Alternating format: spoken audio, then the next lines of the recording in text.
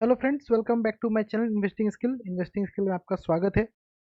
और आज मेरा जो अपना हेडिंग लिखा है वो लिखा है wait is over, question mark भी डाला हुआ है। इसका मतलब है कि क्या वेट अपना जो था इंतजार था जिस चीज़ का वो क्या ख़त्म हो चुका है। तो मैंने अपने पिछले वीडियो में तो आपको बताया था कि क्या मेरे हिसाब से वो दिन आ गया है या नहीं। मैंने आपको क्लियरली बताया है, आप वीडियोस को देखेंगे तो समझेंगे भी।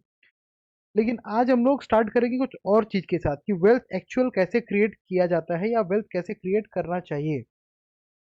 सबके अपने अपने तरीके हैं, सबका थॉट प्रोसेस अलग है, सब डिफरेंट नजरिए से सोचते हैं। मेरा नजरिया भी कुछ मेरे हिसाब से ही है, जो मुझे समझ में आता है मैं आपको प्रॉपर गाइडेंस वो दूंगा। तो आज इंडेक्स में जाने से पहले, जो हम लोग इंडेक्स की बात करते हैं, तो इंडेक्स में जाने से पहले आज हम लोग क्या करेंगे, आज हम लोग देखेंगे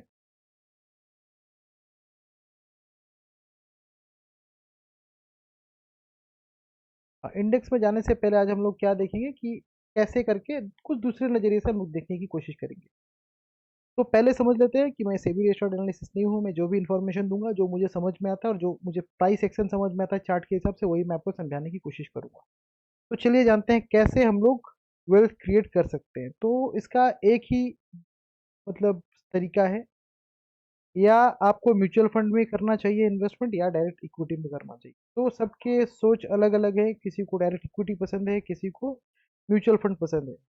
कोई म्यूचुअल फंड में पैसा बनाना चाहता है, कोई डायरेक्ट इक्विटी बनाना चाहता है। तो सबके अपने थॉट प्रोसेस है। लेकिन मेरे हिसाब से अगर आप मुझसे पूछेंगे तो मुझे लगता है कि आपको डायरेक्ट इक्विटी थोड़ा अवॉइड करना चाहिए। किसके लिए अवॉइड करना चाहिए, ऐसा नहीं कि सबको अवॉइड करना चाहिए। अवॉइड उसको करना चाहिए जिसको इक्विटी के बारे में नॉलेज थोड़ा कम हो, जो पोजीशन साइजिंग मेंटेन नहीं करता हो, रिस्क मैनेजमेंट मेंटेन नहीं करता हो, जिसे एनुअल रिजल्ट्स के बारे में पता नहीं है, वैल्यूएशन के बारे में पता नहीं है, स्टॉप लॉस मेंटेन नहीं करता है, उसको डायरेक्ट इक्विटी अवॉइड बिल्कुल करना चाहिए। अवॉइड मतलब उसको इक्विटी में इन्वेस्टमेंट नहीं करना चाहिए, उसे म्यूचुअल फंड के थ्रू से इन्वेस्टमेंट करना चाहिए। तो अगर आप इक्विटी में इन्वेस्टमेंट करते हैं तो आपको थोड़ा बहुत नॉलेज इक्विटी मार्केट का होना पड़ेगा। किस चीज़ का, जैसे आपका रिजल्ट आता है, कोई भी क्वार्टरली रिजल्ट आते हैं वो देखना पड़ेगा, वैल्यूएशन देखना पड़ेगा, रिस्क मैनेजमेंट समझना पड़ेगा, फिर जाके आप डायरेक्ट इक्विटी में इन्वेस्टमेंट कर सकते हैं। नहीं तो आपको म्यूचुअल फंड के थ्रू से करना चाहिए। क्यों? क्योंकि म्यूचुअल फंड के थ्रू से करेंगे तो क्या होता है कि आप एक तो बेंचमार्क के थ्रू से उस फंड में डालते हैं। जैसे मान लीजिए कि कोई थीम हुआ, स्मॉल कैप हो गया, लार्ज कैप हो गया, मिड कैप हो गया, या फिर सेक्टर भी अगर होते हैं, मेटल, आईटी, बैंकिंग, तो आप वो समझते हैं कि ठीक है, अगर मैं आईटी में डाल रहा हूँ या मैं स्मॉल कैप में डाल रहा हूँ तो स्मॉल कैप के 80-90 स्टॉक्स में इन्वेस्टमेंट हो रहा है। तो उसमें से अगर एक या दो खराब हो भी गया तो बाकी 78-79 है, बाकी एक दो खराब भी होता है तो फंड मैनेजर है ऑपरेट करने के लिए।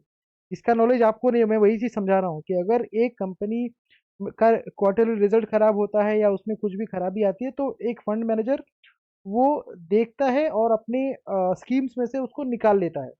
तो इसीलिए म्यूचुअल फंड उसके लिए इम्पोर्टेंट है, उसके लिए जरूरी है जिसको रिस्क नहीं चाहिए। जिसको रिस्क तो चाहिए, रिस्क नहीं है ऐसा बात नहीं है, रिस्क तो चाहिए, लेकिन उसके पास टाइम नहीं है इक्विटी मार्केट के लिए, और पेशेंस है कि भैया हम 3 साल, 3.5 साल, 4 साल, 5 साल लॉन्ग टर्म में पैसा बनाएंगे। अगर ऐसा आपका नजरिया है तो म्यूचुअल फंड के थ्रू थ्रू से आप आइए। और इक्विटी में क्या है, आपको प्रॉपर मेंटेन करना पड़ेगा पोजीशन साइजिंग। अब बहुत सारे लोग ये भी बोलते हैं कि सर इक्विटी में पैसा बनता है, राकेश झुनझुनवाला ने बनाया। तो सर आप ये भी समझिए, राकेश झुनझुनवाला जी ने जो बनाया इक्विटी में पैसा, तो उन्होंने कब खरीदा था ये टाइटन, जो मेन मेन पैसा उनका बनाया 2000 में खरीदा था। 25 साल उन्होंने होल्ड किया है। तो आप क्या 25 साल होल्ड कर पाएंगे क्या पैसा? तो ये समझने वाली बात है। वॉरेन बफेट के नेटवर्थ के बारे में बात करेंगे, वो देखिए उन्होंने कब से स्टार्ट किया, 53 से, जब उनका एज था 14 से स्टार्ट किया। उसके बाद देखिए यहाँ से धीरे धीरे उनका 1 बिलियन हुआ, फिर धीरे धीरे धीरे धीरे ग्रेजुअली ग्रो किया। देखिए एक टाइम था 2009 में जब $62 बिलियन से उनका घट के $37 मिलियन पे आ गया, बिलियन डॉलर पे आ गया था। तो ये फेज भी उन्होंने फेस किया है। ये फेज जो था, इस टाइम पे भी उन्होंने देखा है कि मार्केट में कैसे अप्स एंड डाउन आते हैं। तो अगर हम रिटेल पब्लिक होंगे तो हम लोग तो पैनिक में ही यहाँ पे निकल जाएंगे, राइट? तो मैं दिखाता हूँ आपको। देखिए ये जो फेज था, मैं 2008-9 की बात कर रहा हूँ। ये देखिए इस फेज में मार्केट टूटा तो उनका भी टूटा है। ऐसा नहीं कि मार्केट टूट रहा है और उनका पैसा बन रहा है, झुनझुनवाला जी का पैसा बन रहा है, ऐसा नहीं होता है। मार्केट टूटता है तो सभी का पैसा डिग्रोथ होता है, लेकिन आप वहां पे कितना पेशेंस फुली बैठे हुए हैं, कितना पेशेंस आपके पास है, कैसे आप उस जगह टैकल करते हैं, ये आपके ऊपर है। तो एग्जाम्पल देना बहुत आसान है, लेकिन उनके जैसा बनना बहुत मुश्किल है। मतलब हम लोग आराम से बोल देते हैं झुनझुनवाला जी, वॉरेन बफेट जी, बहुत लोगों के नाम लेते हैं, बट उन्होंने जो फेज देखा है वो फेज हम लोगों ने नहीं देखा है। तो इसलिए मेरे हिसाब से अगर आपको इन्वेस्टमेंट करना चाहिए, अगर आपको इक्विटी के बारे में कम नॉलेज है, तो अपने एडवाइजर के साथ ही काम कीजिए, प्रॉपर स्टॉप लॉस के साथ काम कीजिए। कोई भी एडवाइजर आपको विदाउट स्टॉप लॉस कोई ट्रेड नहीं देता है। तो आप अपने एडवाइजर से बात कीजिए, जो सेबी रजिस्टर्ड है उससे बात कीजिए, जो ब्रोकर है उनसे बात कीजिए, और प्रॉपर स्टॉप लॉस के साथ काम कीजिए। या मेरा सजेशन हमेशा रहेगा कि आपको अगर नॉलेज नहीं है पर्सनली, आपका ब्रोकर आपके पास नहीं है, तो आप डायरेक्ट म्यूचुअल फंड के थ्रू से आइए। अब कुछ लोगों का सवाल इस पे भी है कि सर म्यूचुअल फंड तो हम लास्ट 2 साल से कर रहे हैं, म्यूचुअल फंड में भी तो पैसा नहीं मिलता है, म्यूचुअल फंड में भी तो पैसा बना नहीं है। तो सर मैंने अभी बात करते में आपको बताया था कि म्यूचुअल फंड में भी पैसा बनता है, या जिन्होंने भी पैसा बनाया है इक्विटी मार्केट के थ्रू से, उनके पास एक ही चीज है, वो है पेशेंस, डिसिप्लिन। तो ये दो चीज अगर आप मेंटेन कर लेंगे तो म्यूचुअल फंड में भी पैसा बनेगा। अभी आइए मैं आपको एक एग्जांपल दिखाता हूँ म्यूचुअल फंड के लिए, right. Just wait for a minute, मैं आपको दिखाता हूँ म्यूचुअल फंड का एग्जांपल। ये देखिए, आप अगर पूछेंगे कि कौन सा सीएजीआर बेटर है, तो 20% का सीएजीआर आपको क्या लगता है कि अगर आपको किसी कंपनी में किसी स्कीम्स में 30 ईयर से मिल रहे हैं, तो कैसा है सीएजीआर, राइट। अच्छा है, बहुत अच्छा है। तो 20 ईयर्स का सीएजीआर है, मतलब हर 5 साल में पैसा डबल ही हो रहा है, 4 साल में पैसा डबल हो रहा है, इनफैक्ट उससे भी कम में हो रहा है। तो मैं बता देता हूँ, 72 का फॉर्मूला है इसका, कैलकुलेटर।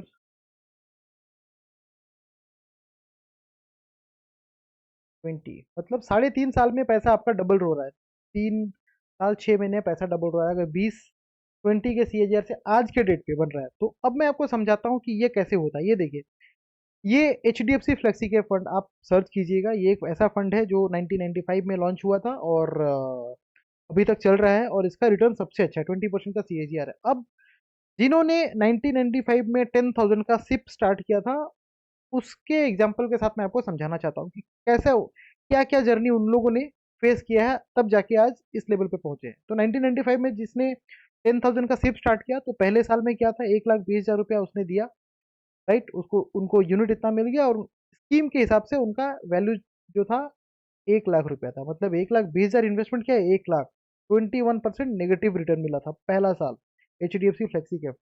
दूसरे साल वो कंटिन्यू किया उसने, दूसरा साल उन्होंने फिर 10,000 करके कंटिन्यू किया, 2,40,000 हुआ उसका, उनका यूनिट जो ये है। अब उनका जो स्कीम में जो रिटर्न आया वो कितना आया, 1.75। मतलब 2 साल के बाद भी नेगेटिव रिटर्न मिला है उनको। उन्होंने दिया है 2,40,000, उनका वैल्यू हुआ है 1,75,000। ये जो साइड में है ये बेंच मार्क में है कि निफ्टी 500 का रिटर्न है, और ये स्कीम का रिटर्न है। तीसरे साल फिर उसने उन्होंने कंटिन्यू किया, 3,60,000 रुपया उन्होंने दिया, और उनका वैल्यू हुआ 3,42,000 रुपया। मतलब 3 साल के बाद भी नेगेटिव रिटर्न उनका था।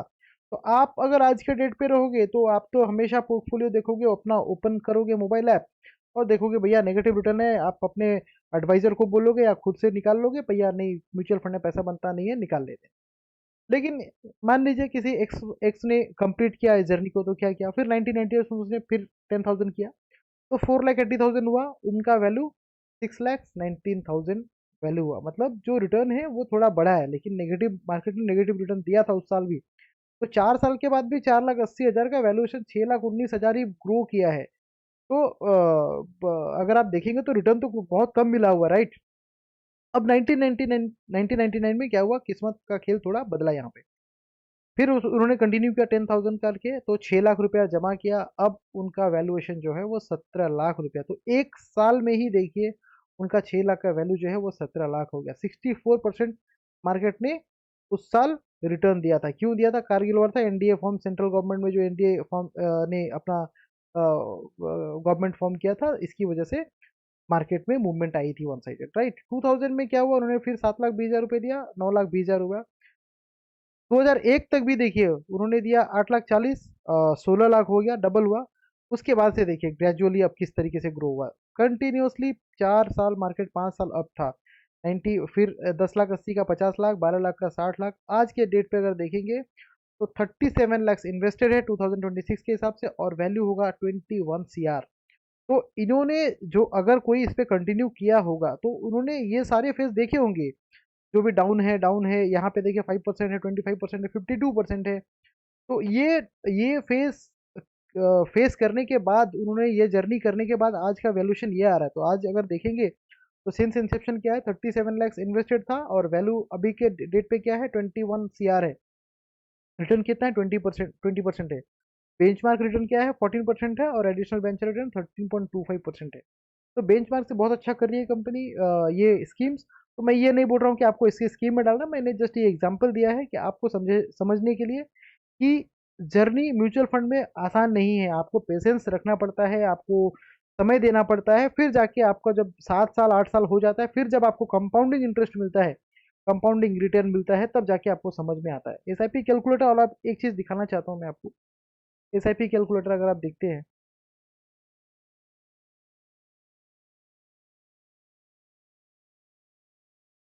तो सपोज किसी ने 25,000 का एसआईपी किया है, 25,000 का 12% ही मान के चलते हैं और ये रखते हैं 10 ईयर, राइट। तो 30 लैक्स का वैल्यू होता है 56 लैक्स, राइट। 30 लाख रुपीज आप देते हैं 10,000 करके एसआईपी और वैल्यूएशन होता है 56 लाख रुपया। यही आप देखिए 5 साल के बाद क्या होता है, 15 ईयर्स के बाद 1 करोड़ 18 लैक्स। 20 ईयर्स के बाद क्या होता है, मतलब अगर 10 ईयर्स में देखेंगे तो 56 लाख, तो 1 करोड़ 20 लाख होना चाहिए ना, नियर अबाउट। लेकिन 20 ईयर्स में देखिए 2 करोड़ 29 लाख रुपया है। तो ये क्या है, कंपाउंडिंग है, ये कैलकुलेशन है। ऐसा नहीं है कि ये आपको दिख रहा है स्कीम है, ये चिट फंड है, ऐसा नहीं, ये स्कीम है, ये CAGR कंपाउंडिंग इंटरेस्ट का आपको समझना पड़ेगा वैल्यू क्या होता है। आप कंपाउंडिंग का वैल्यू तभी समझ पाएंगे जब आप इन्वेस्टेड रहेंगे। ऐसा नहीं है कि आपने इन्वेस्टमेंट किया बीच में निकाल दिया, जब मन किया पैसा निकाल लिया। आपको डिसिप्लिन मेंटेन करना पड़ेगा, विदाउट डिसिप्लिन आप पैसा कहीं नहीं बना सकते हैं। आप अगर एफडी भी करते हो तो 5 साल उसको या 3 साल जो टाइम फ्रेम आपने रखा है वो टाइम देते हो, तब जाके उसमें से पैसा मिलता है। तो यहाँ भी आपको टाइम देना पड़ेगा। पहले जब हम लोग छोटे थे तो हमारे पापा या दादा क्या करते थे, इन्वेस्टमेंट किस में करते थे, लैंड पे या फिर गोल्ड पे इन्वेस्टमेंट करते थे। तो एक बार खरीदने के बाद उसको देखते नहीं थे। लेकिन हम लोग में यही पेशेंस की कमी है, हम लोग हमेशा अपना एप्लीकेशन देखते हैं, क्या वैल्यू हुआ, आज पैसा डाला कल देखा। तो ये तरीका नहीं होता है इन्वेस्टमेंट करने के लिए। तो ये मुझे लगता है कि आपको इन्वेस्टमेंट जिसको भी करना है तो म्यूचुअल फंड के जरिए करिए। अगर आपको इक्विटी का नॉलेज नहीं है, अगर इक्विटी का नॉलेज है तो आप इक्विटी के थ्रू कर सकते हैं। लेकिन वही होता है कि अब टाटा मोटर का भी रिकमेंडेशन दिया था मैंने एक बार, बताया था अपने एजुकेशन पर्पज के लिए। तो टाटा मोटर में भी क्या हुआ आप देखिए, अभी तो हालांकि एडजस्ट हो गया है। तो टाटा मोटर का भी हाई क्या था, 500 से लेके अभी 300 तक आया था। तो यहाँ पे जिसने एग्जिट नहीं किया उसको लग रहा होगा कि अरे भैया करना चाहिए था। मैंने एक बताया था शक्ति पंप, 700 रुपये का शेयर था, सब 7,000 8,000 रुपये चला गया था शक्ति पंप, राइट। इस लेवल पे मैंने दिया था, जब उस वक्त स्प्लिट नहीं हुआ था, अभी तो स्प्लिट हो गया।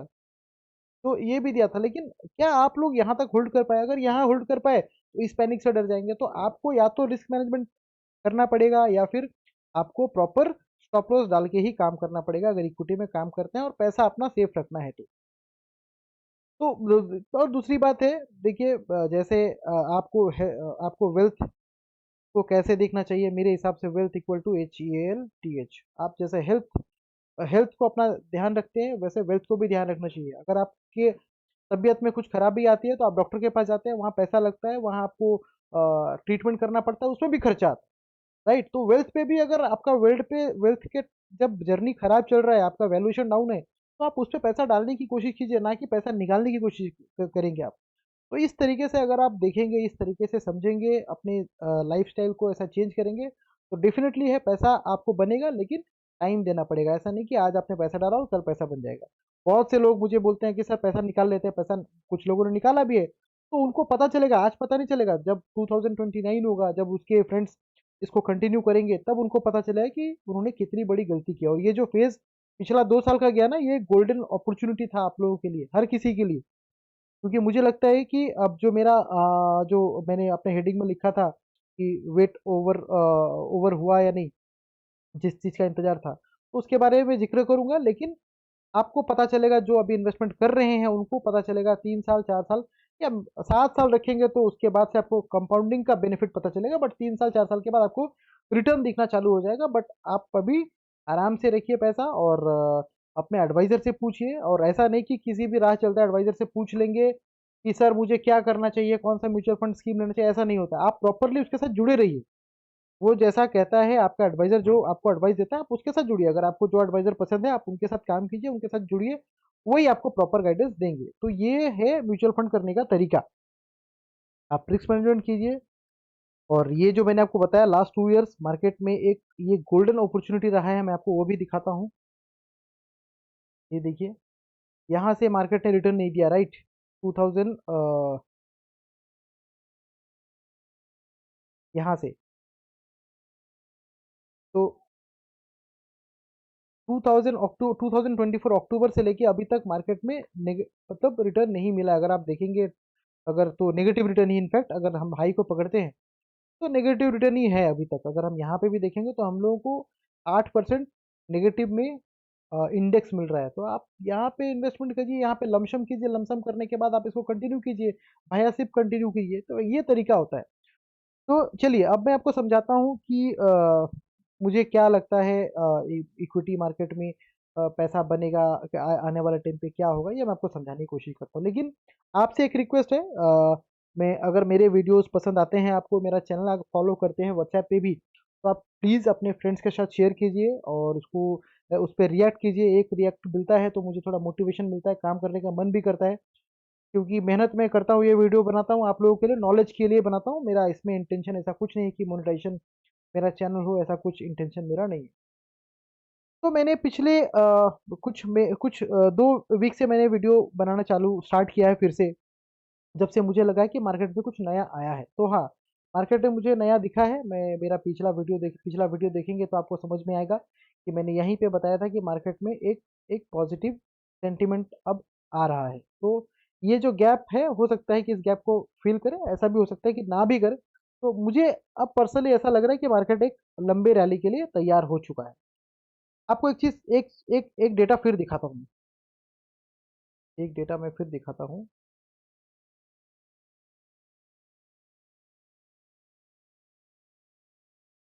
ये देखिए, ये एक डेटा है कि जब निफ्टी ने 2 इयर्स का ऐसा कंसोलिडेशन फेज किया है, तो उसके बाद का रिटर्न क्या था। तो 2 ईयर का सीएजीआर देखिए, 1% था। 2001 से 2003 तक। उसके अगले साल 33% का रिटर्न मिला, और अगले 3 साल 40% का सीएजीआर मिला, राइट। सेम 2007 टू 9 में भी नेगेटिव रिटर्न था 2 साल। उसके बाद 24% अगले साल ही मिला। उसके बाद 3 साल 7% करके मिला। 2008 में भी ऐसा है। इनफैक्ट अगस्त में तो नेगेटिव रिटर्न था, उसके बाद 50% रिटर्न मिला है अगला 1 साल। और अगला 3 साल 19% का सीएजीआर मिला है।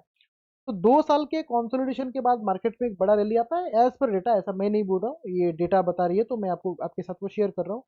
तो हो सकता है कि इस बार भी हिस्ट्री रिपीट हो और हम लोग एक बहुत जल्दी जो मैंने अपना रेसिस्टेंस रखा है, ये इसके ऊपर अगर क्लोज होता है, तो अगला रेसिस्टेंस जो है वो यहाँ पे मान के चल सकते हैं। ये रेसिस्टेंस हो सकता है 24,600, 4,580। अगर इसके ऊपर हम लोग क्लोज होते हैं तो हम लोग को बहुत जल्दी लाइफ हाई मिलेगा। लाइफ हाई के ऊपर क्लोज होता है तो फिर मैं आपको तब की बात तब बताऊंगा। लेकिन आपको यह ध्यान रहना चाहिए, जो मैं हमेशा बताया, मेजर सपोर्ट 2372, 23070 टू 23,000, ये जब तक होल्ड है हम लोग आराम से एक बड़े रैली के लिए तैयार हो चुके हैं। तो ये मेरा अपना व्यू है। आप आराम से पैसा डालिए, लमसम डालिए, आपको जो सेक्टर समझ में आता है वो डालिए, अपने एडवाइजर से पूछिए। ऐसा नहीं कि किसी को भी पूछ लिए कि सर किस में पैसा डाले, क्योंकि उसको समय देना पड़ता है। आप अगर किसी मुझसे पूछेंगे किस में पैसा पैसा डालेंगे, मैंने अगर आपको बताया कि सर मिड कैप में डालिए, आप मिड कैप में डालिए बोल के मैं भूल गया। फिर आप 3 साल के बाद मुझे पूछेंगे सर आपका तो स्टॉक इंडेक्स परफॉर्म नहीं किया। तो वो चीज़ होता है कि आपको देखना पड़ता है कि आपका मिड कैप के साथ आपके पास क्या क्या है, स्मॉल कैप है या नहीं, लार्ज कैप है या नहीं, फ्लेक्सी है या नहीं, मिड मल्टी है या नहीं, ये सब देखने के बाद सजेशन दिया जाता है। ऐसा नहीं कि आपने किसी से भी पूछा, वो जिसने नाम बताया उस पर आप इन्वेस्टमेंट कर दिया, ऐसा नहीं होता है। आप किसी से भी पूछेंगे तो बोलेंगे किस में इन्वेस्टमेंट करना है, तो वो बोलेंगे या तो लार्ज फ्लेक्सी मिड। लेकिन वो कभी ये नहीं पूछते हैं कि सर आपका इन्वेस्टमेंट पहले से किस में चल रहा है। तो उसको देखते हुए ही एडवाइस एडवाइस किया जाता है। ऐसे नहीं कि जब जो मन में आया वो बता दिया गया। तो ये था, मैं आपको थोड़ा-सा अपना वेल्थ क्रिएशन के बारे में बताया कि ऐसे करके ही वेल्थ बनता है, और मार्केट के बारे में बता दिया कि मार्केट इस तरीके से ही चलना चाहिए अब आने वाले टाइम पे, मार्केट में जो है वो पॉजिटिव सेंटिमेंटल मिलना चाहिए। तो चलिए, आपको फिर से रिक्वेस्ट करता हूँ, वीडियोज़ अगर पसंद आते हैं, तो वीडियो को ज़रूर अपने फ्रेंड्स के साथ शेयर कीजिएगा। Thank you so much.